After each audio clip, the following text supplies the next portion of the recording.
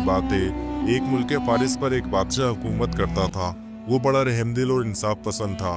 उसका बेटा रहमान भी अपने बाप की तरह बहादुर और दिलेर था।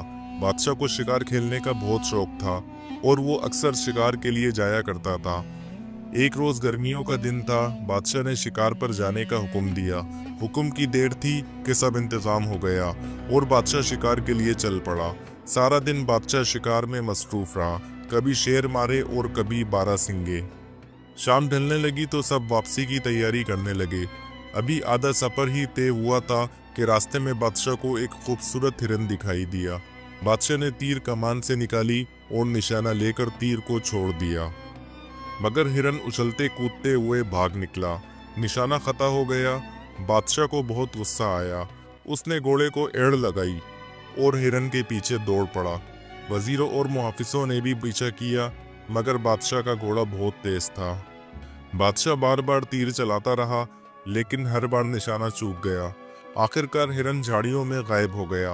रात का अंधेरा छुआने लगा। बादशाह ने सोचा कि अब वापसी ही बेहतर है। बादशाह घोड़े की बाग मोड़ने ही वाला था कि अचानक रात की खामोशी में एक औरत के रोने की आवाज आई। बादशाह चौंक गया। सोचा इस सुनसान जंगल में औरत कहाँ से आ गई। दिल में ख्याल आया कि शायद कोई चुड़ैल हो। फिर उसने सोचा शायद कोई मजबूर औरत है। आवाज करीब से ही आ रही थी। बादशाह घोड़े से नीचे उतरा और लगाम थामकर उसकी तरफ बढ़ा। वहाँ एक पुराना कुआं था। उसके किनारे पर एक खूबसूरत औरत बैठी रो रही थी। उस औरत का रंग दूध की तरह सफेद और बाल सुनहरी थे, लेकिन कपड़े फटे पुराने थे। बादशाह ने नरमी से पूछा, ए खातून, तू कौन है और क्यों रो रही है? मैं इस मुल्क का बादशाह हूँ, मुझे बता जिसने तुझ पर जुल्म किया।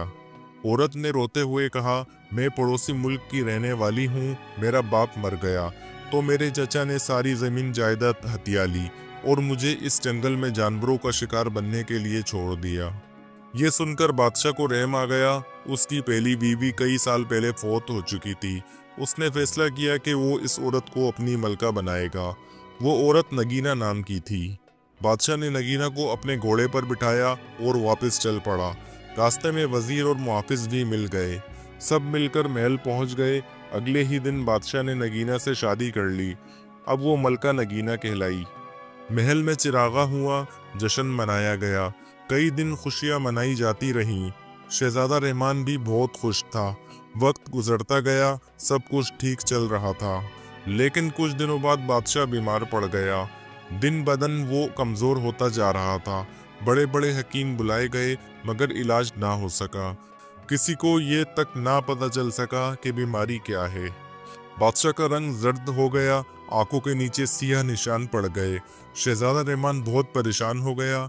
आखिर उसने फैसला किया कि शहर के बड़े नजूमी के पास जाना चाहिए। नजूमी पहाड़ की एक गुफा में रहता था।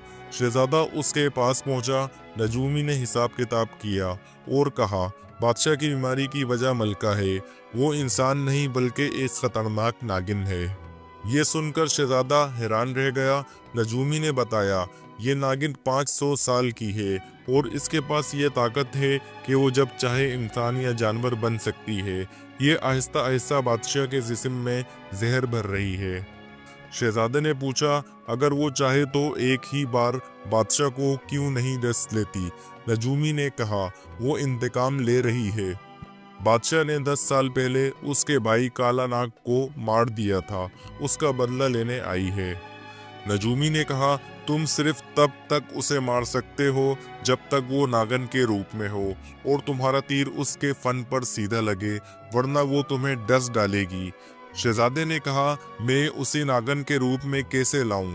नजूमी ने एक दवा दी और कहा, ये रात के खाने में मिला देना और उस मलका को आधी रात को शदीद प्यास लगेगी, फिर सब कुछ तुम अपनी आंखों से देख लोगे। शहजादा महल लौट आया।